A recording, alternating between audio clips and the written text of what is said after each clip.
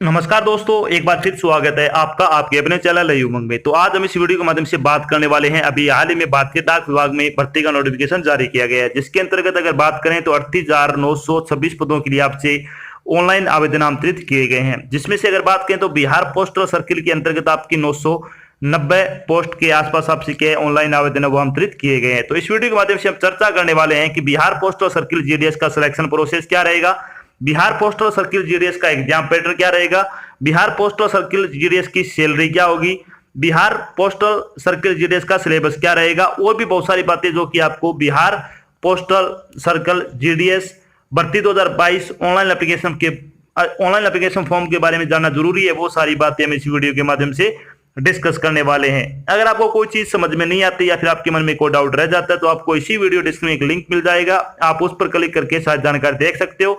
इसके अलावा आप नीचे दिए गए कमेंट बॉक्स में कमेंट करके अपने डाउट क्लियर कर सकते हो। तो चलिए शुरू करते हैं आज की जानकारी को।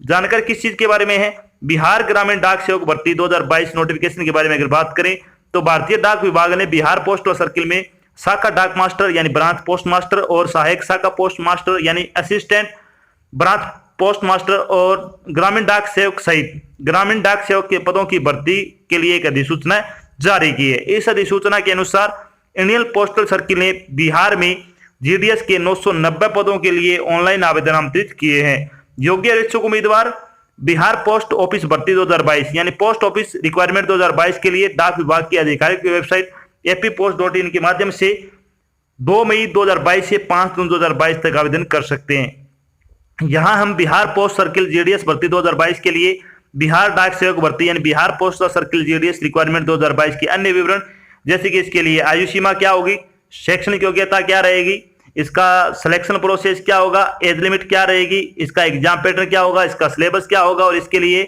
यानी बिहार जीडीएस के लिए ऑनलाइन आवेदन कैसे करें आदि के बारे में विस्तृत रूप से चर्चा करेंगे। तो चलिए सबसे पहले अपन बात करते हैं बिहार ग्रामीण डाक सेवक वैकेंसी डिटेल के बारे में। वैकेंसी डिटेल के बारे में अगर बात करें तो जनरल कैटेगरी के लिए 464 पदों के लिए आपसे ऑनलाइन आवेदन मांगे गए हैं। ईडब्ल्यूएस के लिए 83 पोस्ट है, ओबीसी कैटेगरी के लिए 247 पोस्ट है, पीडब्ल्यूडी ए के लिए 5 पोस्ट है, पीडब्ल्यूडी बी के लिए 2 पोस्ट है, पीडब्ल्यूडी सी के लिए 10 पोस्ट है, पीडब्ल्यूडी डी और ई के लिए 4 पोस्ट है, एससी कैटेगरी के लिए 144 पोस्ट है और एसटी के लिए 31 पोस्ट है। टोटल अगर बात करें तो 990 पदों के लिए आपसे ऑनलाइन आवेदन है वो आमंत्रित किए गए हैं बिहार में।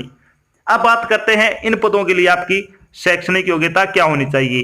तो बिहार जीडीएस एलिजिबिलिटी क्राइटेरिया के बारे में अगर बात करें तो इसमें आपको क्या है, किसी भी मान्यता प्राप्त शिक्षा बोर्ड से 10वीं कक्षा पास होना जरूरी है। अगर आपने किसी मान्यता प्राप्त शिक्षा बोर्ड से 10वीं कक्षा पास की है, साथ में आपके पास कंप्यूटर चलाने का नॉलेज है, ज्ञान है, या फिर आपके पास डिप्लोमा है और साथ में आपको साइकिल चलाने का ज्ञान है और साथ में आपको जो यूपी की जो रीजनल लैंग्वेज है यानी क्षेत्रीय भाषा हिंदी है बिहार की, तो हिंदी में आपको बोलना लिखना और पढ़ना आना जरूरी है। अगर ये 4 चीजें आपके पास है तो आप इसके लिए अप्लाई कर सकते हो। बात करते हैं बिहार जीडीएस के लिए आपकी एज लिमिट क्या होनी चाहिए। तो बिहार जीडीएस एज लिमिट के बारे में अगर बात करें तो मिनिमम एज आपकी है वो 18 वर्ष होनी जरूरी है। मैक्सिमम एज की अगर बात करें तो आपकी आयु वो 40 वर्ष हो सकती है। इसके अलावा जो आपको सरकारी नियम के अनुसार सरकारी नौकरी में आयु में छूट दी जाती है वो छूट आपको यहाँ पे भी प्रदान की जाएगी।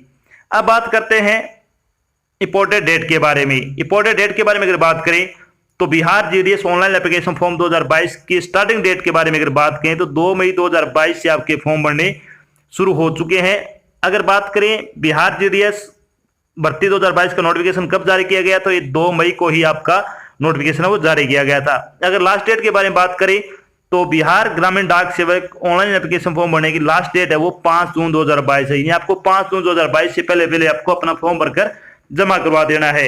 अगर बात करें एप्लीकेशन फीस के बारे में तो एप्लीकेशन फीस आपकी जनरल और ओबीसी कैटेगरी के लिए 100 रुपए रखी गई है। एसटी और एससी के लिए आपकी कोई फीस नहीं है, फ्री ऑफ कॉस्ट आपका फॉर्म भरा जाएगा।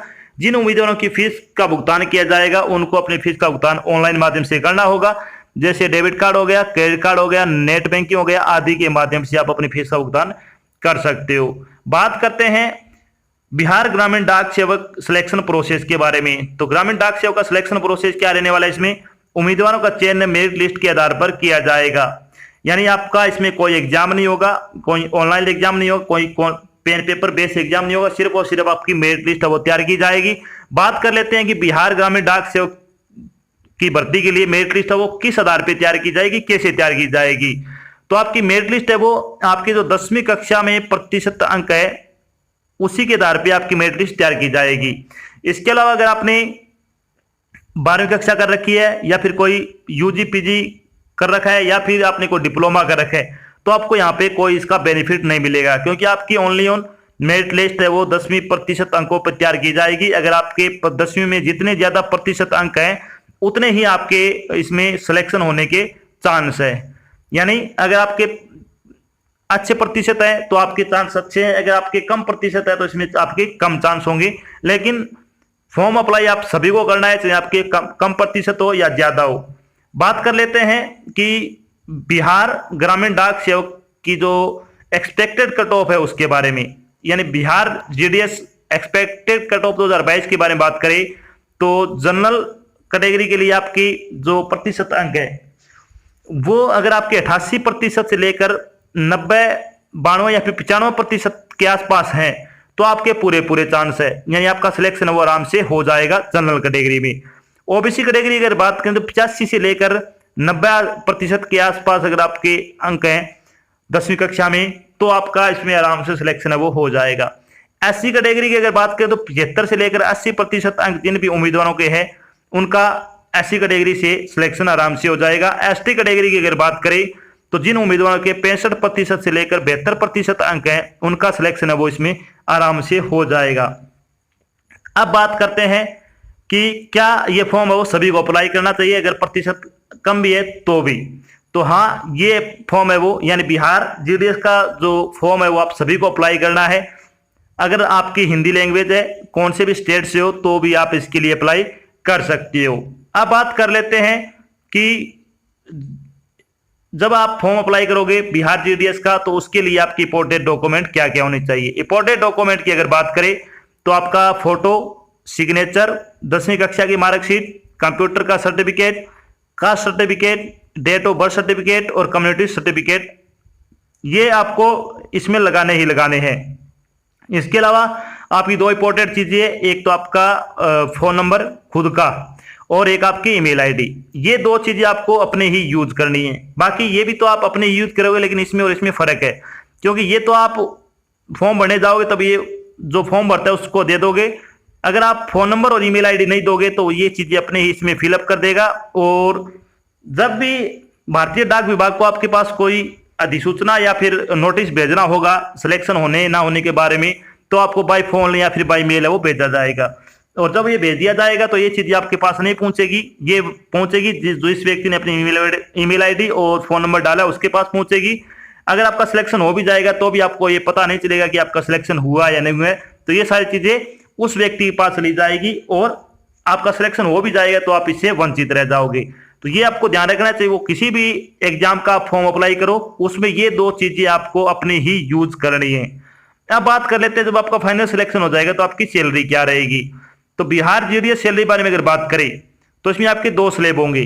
मिनिमम टीआरसी 4 और level first in TRC slab की अगर बात करें तो ब्रांच पोस्ट मास्टर की सैलरी क्या रहने वाले, इसमें 12,000 रुपए पर मंथ के हिसाब से आपको सैलरी दी जाएगी। असिस्टेंट ब्रांच पोस्ट मास्टर और ग्रामीण डाक सेवक की आपकी सैलरी 10,000 रुपए आपको दी जाएगी।